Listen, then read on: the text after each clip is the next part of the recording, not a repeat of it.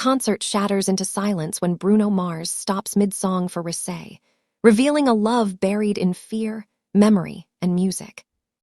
The piano screamed when his hands left the keys. "Rosé, don't move," Bruno Mars said into the microphone, his voice breaking as 40,000 lights froze in the air and the song collapsed into a breathless hush.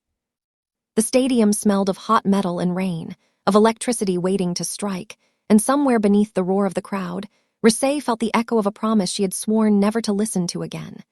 She stood just beyond the curtain, half shadow, half memory, the rainbow of stage lights cutting her into fragments. The band stared. The crew forgot their cues. Bruno's chest rose too fast, like a man surfacing after nearly drowning. This was not in the set list. This was not supposed to happen. Moments earlier, the song had been flying, brass bright as sunrise, drums pounding like a heart that believed in forever. Bruno had smiled the way he always did when the chorus lifted him, when the crowd sang louder than his doubts. But then he saw her, not as a rumor, not as a headline, as her. Rosé, real and trembling, fingers knotted around a lanyard she didn't need, eyes searching for exits that no longer existed. She had promised herself she would leave before the encore. She had promised herself she would not let the music decide for her. Bruno stepped away from the piano, shoes whispering across the stage. The giant screens followed him, magnifying the way his jaw tightened, the way his smile cracked and didn't come back. He raised a hand, not to the band, not to the crowd, but to her. A small gesture, almost shy, as if asking permission from a ghost. "I can't sing this," he said, and the truth landed like a dropped glass. "Not like this." The audience gasped, phones lifted, 1,000 small suns flared. Rosé's pulse drummed in her ears. She remembered the studio hallway that smelled of citrus cleaner and old wood, the way his laughter had bounced off the walls like a dare. She remembered the night he taught her a chord progression because she was too tired to remember her own, how he tapped the tempo on her wrist, not her hand, as if afraid of crossing a line that already didn't exist. She remembered the fight they never finished, the words swallowed by pride and timing and managers who smiled like knives. She had come tonight to prove she was over it. The music proved otherwise. "Bruno," someone hissed through his in-ear, but he pulled it free. The silence grew heavier, almost sacred. He turned, found her again, and the crowd became a blur. He spoke softer now, the way he did when fear needed room. "I need you up here." Rosé shook her head. Her habit when she was scared was to anchor herself with small rules, count the steps, press the thumbnail into the cuticle, remember the exit. She counted none of it worked. A spotlight found her anyway, betraying her to herself. The walk to the stage felt longer than any runway she'd ever crossed. She could feel the eyes, the expectation, the story being written without her consent. She climbed the steps because refusing would be another kind of confession. When she reached the stage, the heat of the lights wrapped her like a fever. Bruno stood a few feet away, close enough to hear her breath hitch. "You shouldn't have come," she whispered, the words escaping before she could cage them. "I know," he said, "but you did." There were things about Bruno that never changed under pressure. He listened with his whole body. He leaned in, not to touch, but to understand. His fear lived behind humor, his courage behind music. Tonight, both were stripped bare. "I'm not here to ruin your show," Rosé said, the old ache sharpening. "I'm here because I needed to hear it, just once, from a distance." He nodded, swallowing, and I needed to stop pretending distance fixes anything. The band waited, suspended between notes. Somewhere, thunder rolled. Bruno turned to the piano again, but this time he didn't sit. He stood, resting a hand on the lacquered edge as if grounding himself. "This next song," he said to the crowd, "was written to hide. I don't want to hide anymore." A murmur rippled. Rosé's stomach twisted. She hated surprises that demanded bravery on command. He began to play, softer than before, the melody stripped to bone and breath. The lyrics were familiar but altered, corners sanded down, truths exposed. He sang about timing that lies, about hands that hover because touching might end the magic, about the cost of silence dressed up as professionalism. His voice cracked on her name, and he didn't correct it. Rosé closed her eyes and let the sound wash through her, each note a finger tapping the places she kept locked. She saw herself younger, laughing too loudly in a studio at 3 a.m., saw him packing with a coffee gone cold, both of them pretending not to notice the way their shadows touched. She felt the old fear of being seen too clearly, of losing control of the story she told the world. When the song ended, there was no immediate applause. The crowd seemed to hold its breath, as if afraid clapping would break something fragile and alive. Bruno looked at her then, really looked, and the mask fell. "I loved you quietly," he said, not shouting, not confessing, simply stating a fact that had waited too long. "I thought that was safer." Rosé laughed once, a sound like glass underfoot. "Quiet love is loud when it ends." She stepped closer, the space between them shrinking until the air itself felt charged. She thought of her own habits, how she rehearsed exits, how she wrote songs like letters she never sent, how she feared being someone else's risk. She thought of the way music had always been the truest place to tell the truth, even when it hurt. "You stopped the concert," she said. "I stopped lying," he replied. He offered her the microphone, not as a challenge, but as an invitation. Her hand hovered, trembled, then took it. The metal was warm from his grip. She inhaled, tasted rain and stage smoke and courage she didn't know she had. "I left because I was afraid," she said, her voice steadying as it found its path. "Not of you, of myself, of how easy it was to choose you over the version of me everyone expected."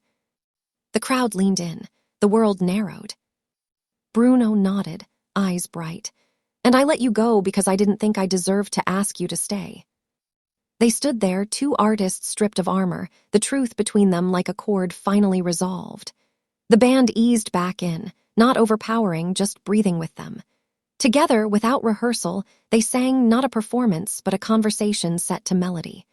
Their voices braided, imperfect and raw, filling the stadium with something that felt like forgiveness. When the last note faded, the applause came like a wave breaking loose, thunderous and unstoppable. Bruno laughed through tears he didn't wipe away. Rosé smiled, small and real, the way she did when something finally made sense. Later, when the lights dimmed and the crowd spilled into the night buzzing with a story they would tell forever, Bruno and Rosé stood alone on the stage. The rain began in earnest, cooling the heat, washing the confetti into colorless streams. "This doesn't fix everything," Rosé said. "I know," Bruno answered, "but it's a start." She nodded, feeling the weight of choice settle into something lighter than fear. Music hummed beneath her skin, not as an escape, but as a promise. The song had broken. And in the quiet that followed, something truer had finally begun. The backstage corridor pulsed with noise the moment the curtain fell. A narrow artery clogged with adrenaline, cables, and voices that pretended nothing seismic had just happened. "Are you out of your mind?" the tour manager snapped, stepping into Bruno's path with a tablet clutched like a shield. "Do you have any idea what you just—" "Give us a minute," Bruno cut in, not loud, not polite, his eyes never leaving Rosé. The authority in his voice surprised even him. The manager hesitated, glanced at Rosé, at the cameras already angling for a story, and retreated with a curse swallowed by professionalism. Silence returned in pieces, the kind that breathes. Rosé leaned against a concrete wall still warm from stage lights. Her chest rose and fell too fast. She laughed, sharp and disbelieving. "You really did it. You turned a concert into a confession." "You walked into it," Bruno shot back, heat flashing. "What did you think would happen? That I'd sing around you like a ghost?" "I thought you'd be stronger," she said, and immediately regretted the word. His smile was quick and bitter. "Stronger than what? The thing that's been eating me alive since you left." She pushed off the wall, anger finally finding its spine. "Don't do that. Don't turn this into some tragic monologue. You disappeared too." "I stayed," he said. "I stayed quiet, there's a difference." "Quiet is a choice," she snapped. "And you chose it every time you let someone else speak for you. Every time you smiled for the cameras and told me it was complicated." "It was complicated," he fired back. "We were complicated." The hallway lights flickered. Somewhere down the line, a door slammed. Rosé's hands shook, a habit she hated when emotions outran control. "No," she said, voice lowering. "We were simple. You made it complicated because simple scared you." That landed. Bruno inhaled, held it, then exhaled like surrender. "You think I wasn't terrified? You think I didn't imagine the fallout, the headlines, the way they'd chew you up for being the reason I broke my own rules?" "I never asked you to protect me," she said. "I asked you to choose me." The words hung there, naked and unforgiving. A producer hovered at the corner, pretending to check a cable while listening to every syllable. Bruno noticed, stepped closer to Rosé, lowering his voice until it was just for her. "They're listening." "Let them," she said. "I'm done whispering." He studied her face, the familiar angles sharpened by resolve. He saw the girl who once cried in a stairwell because a bridge was cut from a song, the woman who learned to weaponize grace. "You always did this," he murmured. "Jump into the fire and call it honesty." "And you always waited until the fire went out," she replied, softer now. "Then wrote a beautiful song about the ashes." A knock echoed from nowhere. Time pressed in. "Rosé," he said, her name careful. "What do you want right now?" The question startled her. She searched herself, past the habits, past the fear. "I want you to stop apologizing with music and start answering with truth." He nodded once. "Then here's the truth. I loved you when loving you felt like standing on a fault line. I let you go because I thought losing you would hurt less than watching you break under my shadow." Her throat tightened. "You don't get to decide what breaks me." "I know," he said. "That's why I'm deciding something else." He reached for her hand, stopped an inch away, waiting. She closed the gap herself. His palm was warm, steady, a promise without words. "Tomorrow," he continued, "they'll ask, they'll speculate. They'll turn tonight into 1,000 versions of us. I won't deny it. I won't name it either. I'll say I stopped because the song wasn't honest anymore." "And me?" she asked. "You," he said, eyes fierce and tender. "Do whatever keeps you whole. Stay, leave, sing, disappear, just don't doubt this." He lifted their joined hands slightly. This was real. A door burst open at the end of the corridor. Cameras surged. Voices called their names like hooks. Rosé squeezed his hand once, grounding them both. She stepped forward into the light, chin high, heart loud. Bruno followed, not behind her, not ahead, beside. The night waited, hungry for a story. They walked into it together. The flash of cameras felt like lightning striking skin. "Bruno, Rosé, is this real? Was that planned? Are you together? Is this a collaboration or a confession?" The questions collided in the air, sharp and relentless, slicing through the fragile calm they had built seconds earlier. Rosé felt Bruno's hand tense in hers, not pulling away, not tightening, just there, honest and exposed. She leaned toward him, lips barely moving. "If you answer one wrong, they'll own us." He met her gaze, a flicker of something dangerous and determined crossing his face. "Then we don't answer wrong." He stepped forward, raising a hand. The crowd of reporters stilled, surprised by the authority in the gesture. "Tonight wasn't a stunt," Bruno said, his voice carried without strain. "It wasn't a plan, it was a moment, and moments don't owe explanations." A reporter pushed forward. "But you stopped the concert because of her." "Yes," he said without hesitation. The single word detonated. Rosé's breath caught.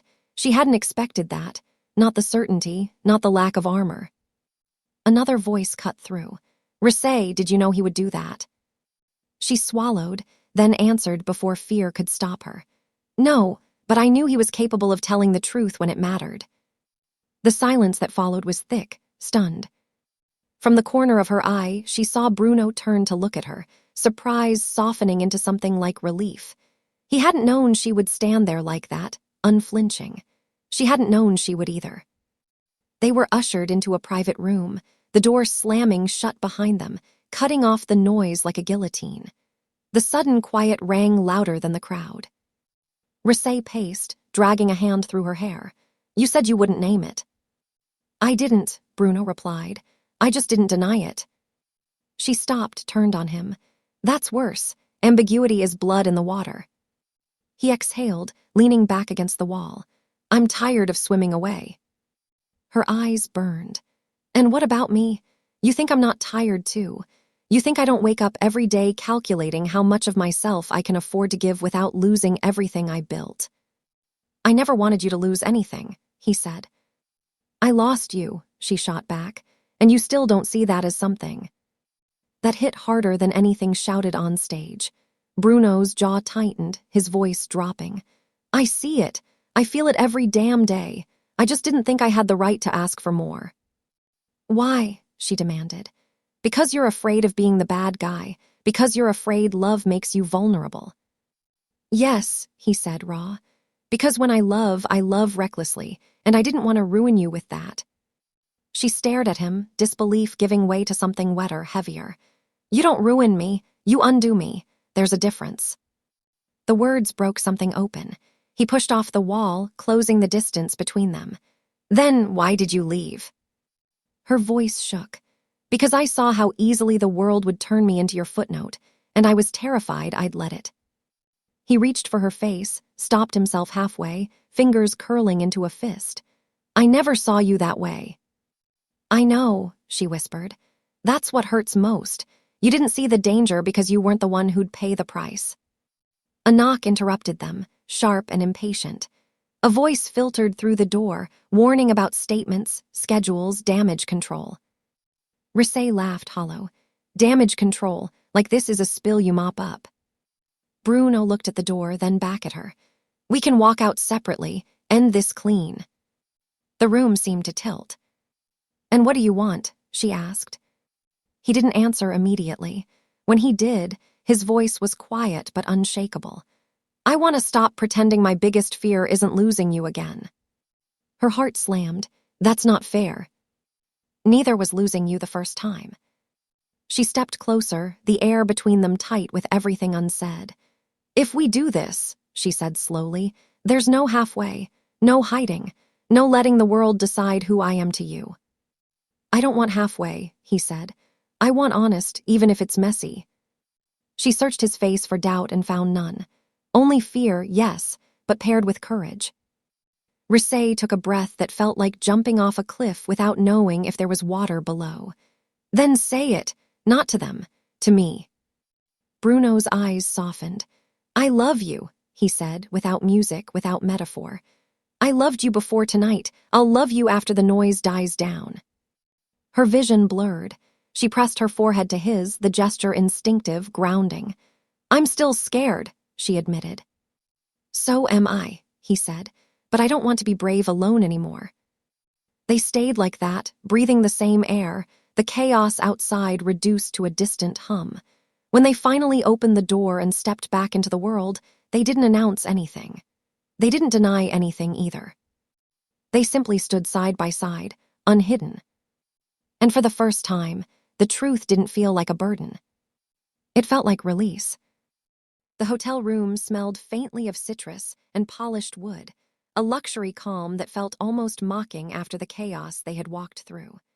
The city glowed outside the window, neon veins pulsing like it knew something intimate had cracked open tonight. Rosé kicked off her heels with a sharp flick, the sound echoing too loud in the quiet. Don't say anything yet, she said, before Bruno could open his mouth. If you start explaining, I might stop listening. He loosened his jacket, movements slow, deliberate, like he was afraid of startling her. I wasn't going to explain. Good, she replied, arms crossing over her chest. Because explanations are how we avoided each other last time. That stung, and he didn't hide it. You think I avoided you. I know you did, she said, finally turning to face him. Her eyes were bright, not with anger alone, but with exhaustion. You turned longing into distance and called it respect. He stepped closer, tension coiling between them. And you turned fear into disappearance and called it independence. Her breath hitched. I left because staying meant shrinking. And I stayed silent because speaking meant risking everything, he shot back. You think that was easy. I think you chose comfort over courage, she said, voice shaking. You had the power, I had the consequences. The words sliced deep. Bruno ran a hand through his hair, packing once like a caged thought. You think power doesn't come with its own kind of cage? Every move watched, every feeling negotiated like a contract. She laughed bitterly. Welcome to my world.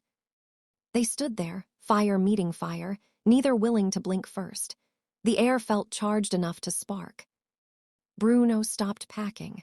Do you know what scared me most? He asked quietly. Not the headlines, not the fallout. It was how easily you became my truth. How one look from you could unravel a song I spent months building. Rosé's voice softened despite herself. You never told me that. I know, he said. I told the piano, I told the walls, I told everyone except you. She swallowed, memories crashing in waves. I waited, she admitted. I waited for you to fight for me the way you fight for your music. He stepped closer again, close enough now that she could feel the heat of him. I'm fighting now. Her eyes searched his, skeptical, hopeful, terrified. And when the world gets ugly, when they pit us against each other, when they say I'm a distraction, a phase, a headline you'll regret. His answer came without pause. Then I'll say the truth ruined me in the best way. She let out a shaky breath. You make it sound romantic. It's not, he said. It's terrifying. Loving you feels like standing on stage without a mic, hopping my voice holds. Her defenses cracked just enough. I don't want to be your muse, she said softly. I want to be your equal. He reached out this time, touching her wrist, grounding. You always were. I was the one who didn't know how to stand beside you without hiding. The city outside hummed, oblivious. Rosé closed her eyes, leaning into the touch despite herself. If we do this, she said, voice low, we do it loud or not at all. No shadows, no half-truths. I'm done with shadows, he replied. They're lonely. She opened her eyes, vulnerability bare. I can't promise I won't run when it gets overwhelming. I can't promise I won't screw up, he said, but I can promise I won't disappear. That promise hit harder than any declaration. She nodded slowly, as if accepting terms she had once rejected. They moved closer, not rushing, the space between them shrinking with intention. When Bruno cupped her face, it wasn't possessive. It was reverent, like he was touching something fragile and powerful at the same time. This doesn't fix the past, she whispered. No, he agreed, but it gives us a future that isn't built on fear. Their lips met, not in fireworks, but in something deeper, recognition, restraint finally released. When they pulled back, Rosé rested her forehead against his chest, listening to the steady rhythm there. Tomorrow, she said quietly, everything changes. Bruno wrapped his arms around her, holding her like an anchor instead of a shelter. Then let it change, he said. I don't want the old version of us anymore. Outside, the city kept glowing, unaware that two people inside a quiet room had just chosen truth over safety, love over silence. And for once, neither of them looked away. Morning arrived without mercy.